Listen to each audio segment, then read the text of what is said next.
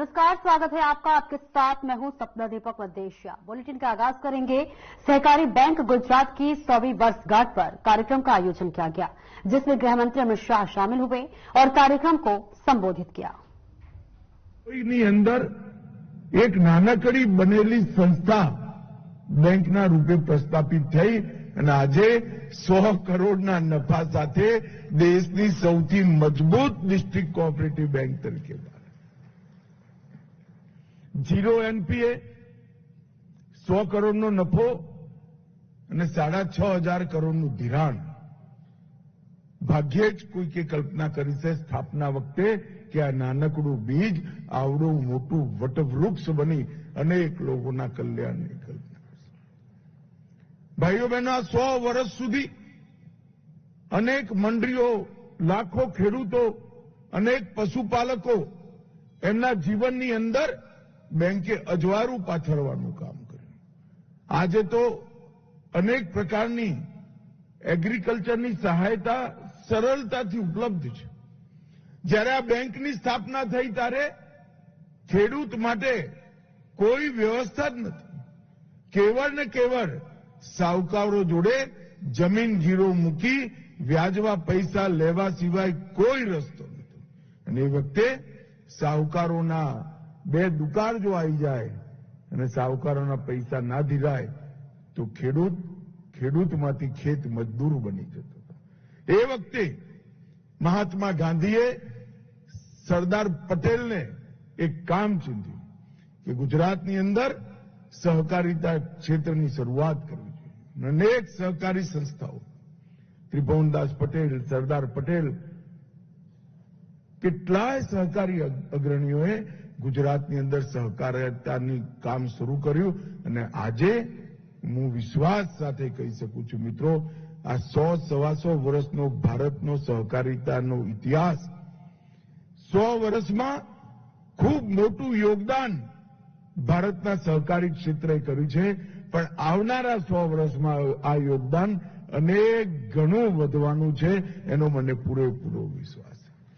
મિત્રો, દુનિયામાં અનેક પ્રકારના અર્થતંત્રના મોડેલ છે। 2 કરોડ 3 કરોડની દેશની નાની વસ્તીવાળા દેશોએ અનેક સફળ મોડેલ બનાવ્યા છે અને એની અંદર વિકાસનું પેરામીટર એકમાત્ર આર્થિક વિકાસ છે। પરંતુ શું ભારત જેવા 125 કરોડથી વધુ જનસંખ્યાવાળા દેશ માટે ઉપયુક્ત મોડેલ છે? જરાય। ખાલી આર્થિક વિકાસથી દેશની પ્રગતિ ના થાય। જ્યાં સુધી 130 કરોડની વસ્તીને એનું કામ, એનું સન્માન અને 130 કરોડની સુખાકારીની ચિંતા ના થાય ત્યાં સુધી કોઈ આર્થિક મોડલ ભારત જેવા દેશની અંદર સફળ ના થાય। અને એ આર્થિક મોડલનો જવાબ અગર કોઈ એક જગ્યાએ પડ્યો હોય તો સહકારિતા મૂવમેન્ટની અંદર પડ્યો છે, સહકારિતાની અંદર।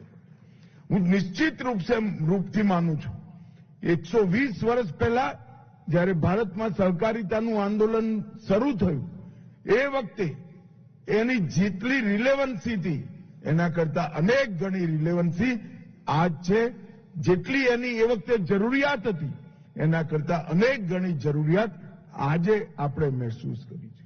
અને મિત્રો, એના સફળ પ્રયોગો દેશભરની અંદર કેટલાય છે। હું ખાલી ગુજરાતના અમૂલનું જ ઉદાહરણ આપવા માંગુ છું। અમૂલની અંદર ગુજરાતની 35 લાખ બહેનો પોતાની રોજગારી જોવે છે, રોજગારીથી જોડાયેલી છે। એક પણ બેને 100 રૂપિયાથી વધારે રોક્યા નથી, ખાલી 100 રૂપિયા રોક્યા છે। અને 60,000 કરોડનું ટર્નઓવર આજે અમૂલ કરી એ 35 લાખ બહેનોના જીવનની અંદર ઉજાસ હતો। મેં આજ ગાંધીનગરમાં બનાસકાંઠાની એક બેનને 80 લાખનો ભાવ વધારાનો ચેક મારા હાથે આપ્યો છે। પગમાં સ્લીપર હતા અને બેને કાળજીપૂર્વક સાથે ઉભેલા એક ભાઈને કહ્યું, જોઈ લો તો જરા ચેક મારા નામનો છે, મને તો વાંચતા જ નથી આવડતું।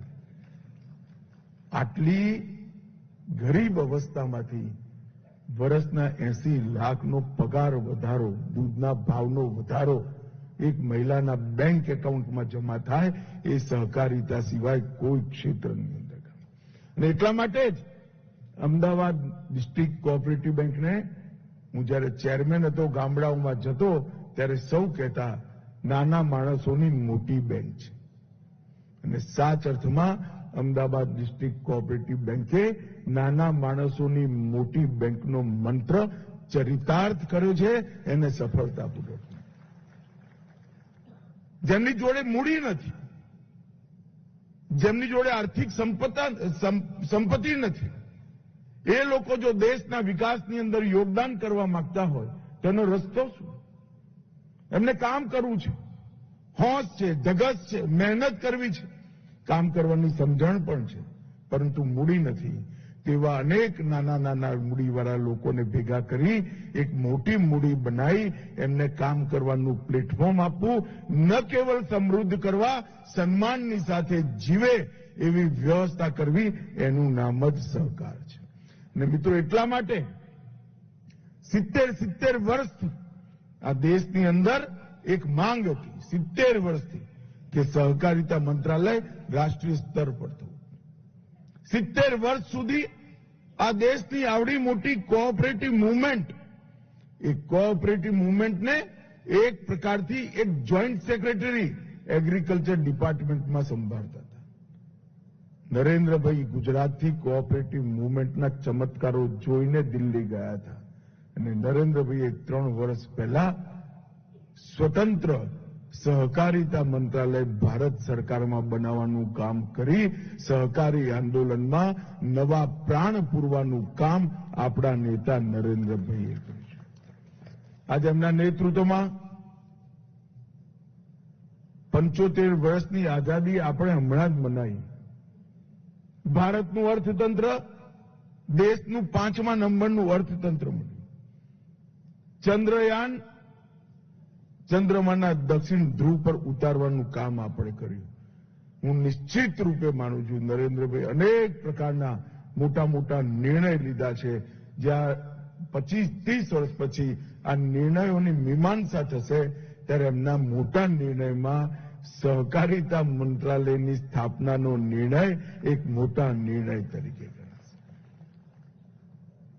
આ 70 વર્ષની અંદર દેશનું સહકારી માળખું અસ્તવ્યસ્ત થઈ ગયું. અનઇવન ગ્રોથ સહકારી માળખાનું. અમુક રાજ્યોમાં સહકારી ચળવળ સમાપ્ત થઈ ગઈ, અમુક રાજ્યોમાં સારી ચાલી, અમુક રાજ્યોમાં સરકાર પર આશ્રિત બની ગઈ. એનો સિમેટ્રિક વિકાસ, સમ વિકાસ અગર કરવો હોય તો એ સહકારિતા મંત્રાલય નીતિ વિષયક નિર્ણયો જ્યાં સુધી ભારત સરકાર ના કરે એ ના થઈ શકે. અને સહકારિતા મંત્રાલયની સ્થાપનાથી નીતિ વિષયક નિર્ણયોની શરૂઆત થઈ છે. મિત્રો, અમદાવાદ ડિસ્ટ્રિક્ટ કોઓપરેટિવ બેંક જોડે હું જોડાયેલો છું અને હું સૌભાગ્યશાળી છું કે હું અમદાવાદ ડિસ્ટ્રિક્ટ કોઓપરેટિવ બેંકમાં મને કામ કરવાનો અનુભવ મળ્યો છે. બહુ જ કઠિન સમયમાં જ્યારે બેંક હતી ત્યારે મારે માથે બેંકના ચેરમેનની જવાબદારી આવી હતી. આખા બોર્ડ ઓફ ડિરેક્ટરે ખૂબ સુંદર રીતે સહયોગ આપી મારી પાછળ પીઠબળ પૂરું પાડ્યું અને બેંક એક જ વર્ષમાં નફો કરતી થઈ અને આજ ભારતમાં સૌથી વધુ નફો કરતી ડિસ્ટ્રિક્ટ કોઓપરેટિવ બેંક. અને આ જે સફળતાનો ઇતિહાસ, એ ઇતિહાસમાં સેવા સહકારી મંડળીઓનું કન્ટ્રીબ્યુશન ખૂબ મોટું કન્ટ્રીબ્યુશન. હું લગભગ ચેરમેન હતો ત્યારે 138 સેવા સહકારી મંડળીઓની મેં મુલાકાત કરી. 138 સેવા સહકારી ને એમના કામને મેં ઝીણવટથી સમજવાનો પ્રયાસ કર્યો અને અનેક પ્રકારની તકલીફો, અનેક પ્રકારના વહીવટી અડચણો જે હતી, હું આજ સૌ સેવા સહકારી મંડળીના ચેરમેનને કહેવા માંગુ છું કે તમે ધ્યાનથી જોજો. આ 3 વર્ષની અંદર સેવા સહકારી મંડળીની બધી જ વહીવટી અડચણો નરેન્દ્ર મોદી સાહેબે સમાપ્ત કરી નાખી. સેવા સહકારી મંડળીને મજબૂત કરવા માટે અનેક નવા આયામો ખોલવામાં આવ્યા. સેવા સહકારી મંડળી પાસે ગોડાઉન હોય, સેવા સહકારી મંડળીનું કોમ્પ્યુટરાઇઝેશન હોય, સેવા સહકારી મંડળીને 0 વ્યાજથી લોન મળે, પાણી સમિતિ સેવા સહકારી મંડળી ચલાવી શકે, ગેસના સિલિન્ડરની એજન્સી સેવા સહકારી મંડળી લઈ શકે, પેટ્રોલ પંપ સેવા સહકારી મંડળીને આપવાની પ્રાયોરિટી નક્કી કરી. કેટલાય કામો ફર્ટિલાઇઝરની દુકાન સેવા સહકારી મંડળીમાં કમ્પલસરી કરી. સસ્તા અનાજની દુકાન જેને જોઈતી હોય એને સેવા સરકારી મંડળીને આપવાની વ્યવસ્થા કરી. સસ્તા અનાજની દુકાન જેને જોઈતી હોય એ સેવા સહકારી મંડળીમાં આપવાની વ્યવસ્થા કરી. અનેક પ્રકારના નવા કામો સેવા સહકારી મંડળી સાથે આપણે જોડ્યા અને એના સાથે સાથે રાજ્યનો વિષય છે સહકારિતા, એક પ્રકારથી રાજ્યનો વિષય છે. એમ છતાંય આપણે એક મોડેલ બાયલોઝ બનાવ્યા અને આ મોડેલ બાયલોઝ મને કહેતા આનંદ થાય છે દેશની બધી જ રાજ્ય સરકારોએ સ્વીકાર્યા અને આજની દેશની બધી જ પેક્સ સેવા સહકારી મંડળીઓ એક જ પ્રકારના નિયમોથી ચાલતી થઈ. એ આઝાદીના 72 વર્ષ પછી થઈ. એક જ એકાઉન્ટિંગ સિસ્ટમથી ચાલતી થઈ અને બધી જ સેવા સહકારી મંડળીઓ આ 2.5 વર્ષના ગાળામાં કોમ્પ્યુટરાઇઝ કરવાનું કામ આપણે કર્યું, જેનાથી આવનારા દિવસોની અંદર સેવા સહકારી મંડળી એક વાઇબ્રન્ટ યુનિટ ગામ લેવલનું બનશે. એની અંદર કોમ્યુનિટી સર્વિસ સેન્ટર પણ ખોલ્યા. 300 પ્રકારની રાજ્ય સરકાર કેન્દ્ર સરકારની યોજનાઓ મળવાનું સ્થાન આજ સેવા સહકારી મંડળી. એના કારણે આપણા સહકારિતા આંદોલનને ખૂબ મોટો એક ગતિ મળી છે અને નવું જોમ મળ્યું છે. મિત્રો, અજયભાઈએ ઉલ્લેખ કર્યો એનો હું ખાસ ઉલ્લેખ કરવા માંગુ. સહકાર બધી સહકારી સંસ્થાઓ વચ્ચે સમય જતા જતા સહકારી સંસ્થાઓના બેંક એકાઉન્ટ પર સહકારી બેંકોમાં નહોતું. આપણે બનાસકાંઠા અને પંચમહાલ જિલ્લાને મોડેલ તરીકે લીધો અને હવે ગુજરાત રાજ્યને મોડેલ તરીકે લીધું છે. 6,000 કરોડ રૂપિયાની ડિપોઝિટ અને 24 લાખ બેંક એકાઉન્ટ અને 80 લાખ ક્રેડિટ કાર્ડ આ 6 મહિનાની અંદર ઇસ્યુ કરવાનું કામ આપણા સહકારી આંદોલને કર્યું છે. અને આજ ગુજરાતની સહકારી બેંકો સરપ્લસ છે. અજયભાઈને ચિંતા છે, પહેલા लोन लावानी चिंता थी, હવે लोन।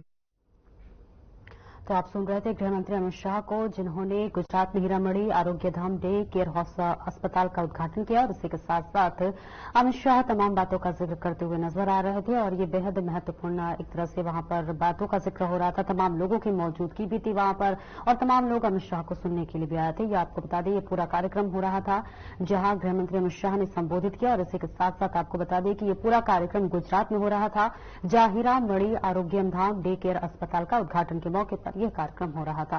अब चलिए आगे बढ़ते और अगले खबर की रुख करते हैं। आपको बताते चले कि अभी फिलहाल आप गृह मंत्री अमित शाह को सुन रहे थे और अगली खबर की रुख करेंगे, जहां पर बताते चले कि एक गृह मंत्री अमित शाह ने गुजरात में हीरामढ़ी आरोग्य धाम डे केयर हॉस्पिटल का उद्घाटन किया है। एंगल सेकंड बेसे तू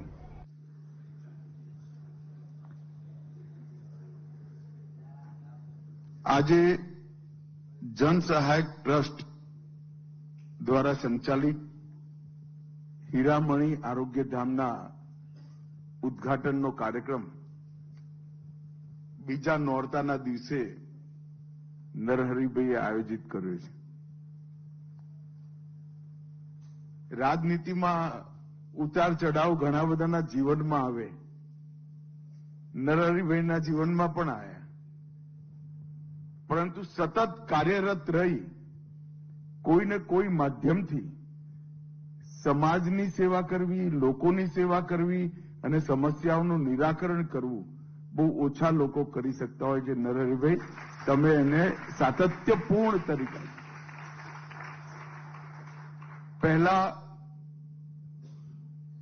ક્રિકેટ એસોસિએશનના માધ્યમથી ગુજરાતભરના ખેલાડીઓને સારી માળખાકીય સુવિધાઓ ઊભી કરવી, પછી શિક્ષાના સાથે સ્કૂલના માધ્યમથી જોડાઈ લગભગ 4,000 બાળકોને સારું શિક્ષણ, ન કેવળ શિક્ષણ, બાળકોના સર્વાંગીણ વિકાસ માટે તમે પ્રયત્ન કર્યો। ઘરડા ઘર પોતાના વતનની અંદર આ હોલ બનાવવાનો અન્નપૂર્ણા ટ્રસ્ટ અનેક ગતિવિધિઓ સાથે જોડાયા પછી અંતે માતા પિતાની સ્મૃતિમાં આ હીરામણી આરોગ્યધામનું નિર્માણ એ ખૂબ અભિનંદનીય અને જેના માટે નરહરિભાઈને અભિનંદન આપવા પડે એવી ગતિવિધિ છે. આપણે સૌ જાણીએ છીએ કે ફાસ્ટ જીવન, પ્રદૂષણયુક્ત વાતાવરણ અને જમીન પણ પ્રદૂષિત થઈ, પાણી પણ પ્રદૂષિત થયું, અંત તો ગતવા શરીર પર અસર પડી અને એ વખતે અનેક પ્રકારના એવા જિદ્દી રોગો જેની લાંબી સાતત્યપૂર્ણ ટ્રીટમેન્ટની જરૂર પડે, અનેક પ્રકારની થેરેપી, ડાયાલિસિસ, ફિઝિયોથેરેપી જે રોજે રોજ કરી ધીરે ધીરે ધીરે એક લાંબા નુકસાનમાંથી શરીરને બહાર લાવવાની જરૂર પડે, એને ટકાવવું પડે અને ફરીવાર પહેલા જેવી અવસ્થામાં લાવવું પડે. અને આ બધી ટ્રીટમેન્ટ અત્યંત મોંઘી, ગરીબો માટે, મધ્યમ વર્ગના લોકો માટે અને ગ્રામીણ ક્ષેત્ર માટે અલભ્ય અને ઉપલબ્ધતા પણ ઓછી. આ બધી વસ્તુઓનું ધ્યાન રાખી નરહરિભાઈએ હીરામણી આરોગ્યધામ અહીંયા બનાવ્યું અને આજે એનું ઉદ્ઘાટન થયું. વરુણે વર્ણન કર્યું ત્યાં સુધી દોડધામમાં હું ખરેખર કશું વાંચી નતો શક્યો. એ વખતે ખબર પડી કે કેટલી કમ્પ્લીટ ચિંતા સાથે, એક સંપૂર્ણ ચિંતાના ભાવથી દરેક પ્રકારની લાંબા ગાળાની ટ્રીટમેન્ટ અને થેરેપીને આવરી લઈ આ હીરામણી આરોગ્યધામની બનાવવાનો વિચાર નરહરિભાઈએ કર્યો છે. નરહરિભાઈ, ખરેખર તમને અને તમારા પરિવારજનોને અને ટ્રસ્ટીઓને ખૂબ ખૂબ અભિનંદન અને શુભેચ્છાઓ. મિત્રો, લગભગ આઝાદીના 70 વર્ષ સુધી જન સુખાકારીના ક્ષેત્રમાં આરોગ્યને જ્યારે છેલ્લું ના છૂટકાનું હોય ત્યારે જ ટ્રીટમેન્ટ આપવી, એ રીતે આપણી માનસિકતા, સામૂહિક માનસિકતા બની. તેમાં કોઈનો દોષ નથી. એની પ્રત્યે જાગૃતતા કેળવી. એ પછી પણ જો કોઈ આરોગ્ય કોઈનું કથરે તો એના આરોગ્યની વ્યવસ્થા, ઉપચાર, અનેક પ્રકારના પાસાઓને આવરી લેવાની જરૂર હતી, પણ આઝાદીના 70 વર્ષ સુધી એ ન થયું. હું તો બહુ નાનપણથી સામાજિક કાર્યકર્તા, રાજનીતિક કાર્યકર્તાના રૂપમાં કામ કરું છું. સમાજની અંદર આવતા પરિવર્તનોનો બારીકીથી અભ્યાસ પણ કરું છું. નરેન્દ્રભાઈએ એકદમ બારીકીથી આખી સમસ્યાનો અભ્યાસ કરી હોલિસ્ટિક એપ્રોચ સાથે 140 કરોડના દેશના આરોગ્યની ચિંતા કરી. સૌથી પહેલા સફાઈ અભિયાન, જેનાથી નાના નાના 25-30 પ્રકારના રોગોથી નાગરિકો દૂર રહે. પછી દરેક ઘરમાં શુદ્ધ પીવાનું પાણી, જેનાથી પાણીજન્ય રોગોની માત્રા ઘટી જાય. એ પછી દરેક ઘરમાં શૌચાલય, જેનાથી ગંદકી ના ફેલાય, અનેક પ્રકારના રોગો ના ફેલાય.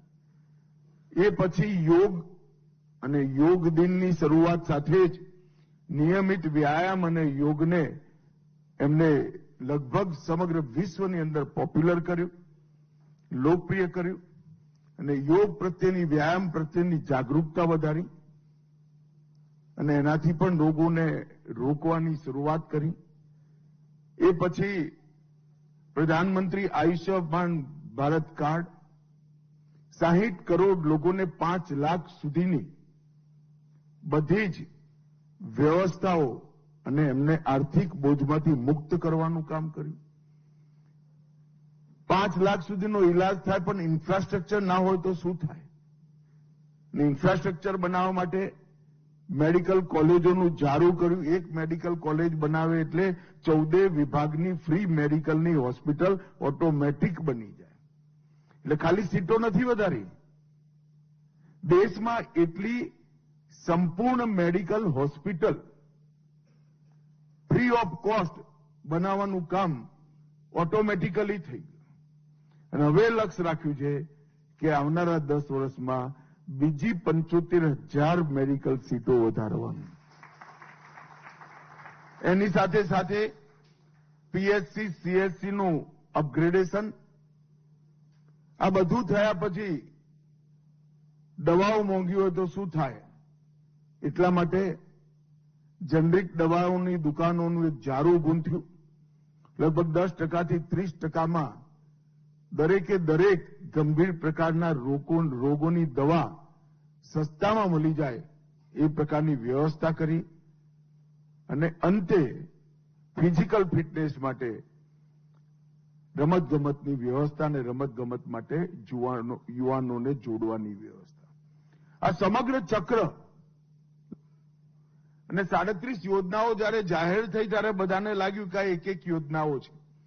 જ્યારે 37 યોજનાઓનું ચક્ર પૂરું થયું ત્યારે ખબર પડી કે 140 કરોડ નાગરિકોના આરોગ્યની સંપૂર્ણ વ્યવસ્થા આ 37 યોજનાઓથી થઈ છે.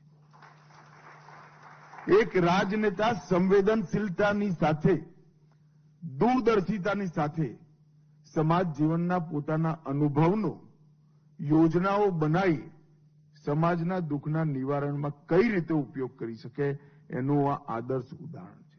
આવું અનેક ક્ષેત્રોમાં થયું છે અને કેટલીય ચીજો છે. હું અત્યારે ગણાવવા જઉં તો 2 કલાક લાગે. ના મારી જોડે ટાઈમ છે ના તમારી જોડે ટાઈમ છે. દરેક ઘરમાં ગેસનું સિલિન્ડર આપ્યું, બધાને લાગ્યું કે ભાઈ સુવિધા આપી, પરંતુ ધુમાડાવાળા ચૂલાથી બહેનોના ફેફસા 50 વર્ષની ઉંમર થતા થતા ખતમ થઈ જતા હતા. આંખની જ્યોતિ, એમની દ્રષ્ટિ જતી રહેતી. આવી અનેક ચીજોને લોકોના આરોગ્ય સાથે જોડવાનું કામ કર્યું અને એની સાથે સાથે માળખાકીય સુવિધાઓ પણ ઊભી કરી. આજે ઇન્ડોર પેશન્ટ તરીકે અનેક પ્રકારની સુવિધાઓ દેશની અંદર ઉપલબ્ધ છે, પણ રોજ લેવાની ટ્રીટમેન્ટ, જેમ ભૂપેન્દ્રભાઈએ કહ્યું કે કિડનીનો રોગ હોય ને ડાયાલિસિસ લેવું પડે, નિયમિત લેવું પડે, એની દિવસોના અંતર પણ ઘટતા જાય જ્યાં સુધી કિડની ટ્રાન્સપ્લાન્ટ ના થાય ત્યાં સુધી. અને એની સુવિધા નજીકમાં નજીક હોય, સસ્તામાં સસ્તી હોય તો ગરીબથી ગરીબ વ્યક્તિને એનો ફાયદો મળી શકે. ફિઝિયોથેરેપી, અનેક પ્રકારના અનુસંધાનો સમગ્ર વિશ્વની અંદર થયા. શરીરના લગભગ 140 સ્નાયુઓ માટે ફિઝિયોથેરેપીની વ્યવસ્થાઓ ઊભી થઈ, એના સાધનો બન્યા, પરંતુ એની ઉપલબ્ધતા હજી આપણા દેશમાં પાંગરી હતી. હું અત્યારે એક સેન્ટર જોઈને આવ્યો, થોડું અલગ જલપમાં જોઈ, કોઈક દિવસ શાંતિથી આવીશ. પરંતુ નરહરીભાઈએ અલભ્ય હોય એવા ફિઝિયોથેરેપીના સાધનો અને બધી થેરેપીના સાધનો બહુ જ સસ્તા દરે લોકોને ઉપલબ્ધ થાય એવી વ્યવસ્થા કરી છે. આજે ખરેખર મને આનંદ છે. મેં હા તો પાડી હતી નરહરીભાઈના દબાણમાં આવવાની, પણ નરહરીભાઈ સારું કર્યું, આ શુભ કાર્યમાં તમે મને જોડ્યો અને મારું પણ એની અંદર એક પ્રકારથી જાણકારી વધી અને જોડાવાનું પણ થયું. મિત્રો, સાર્વજનિક જીવનમાં પદનું મહત્વ નથી. સાર્વજનિક જીવનમાં સક્રિયતા અને ઉદ્દેશોનું મહત્વ છે. ઉદ્દેશ લોકોનું ભલું કરવાનો હોય અને पद वगैरह सक्रिय। और आप सुन रहे थे गृह मंत्री अमित शाह को। फिलहाल इस बुलेटिन में इतना ही। दीजिए इजाजत। नमस्कार।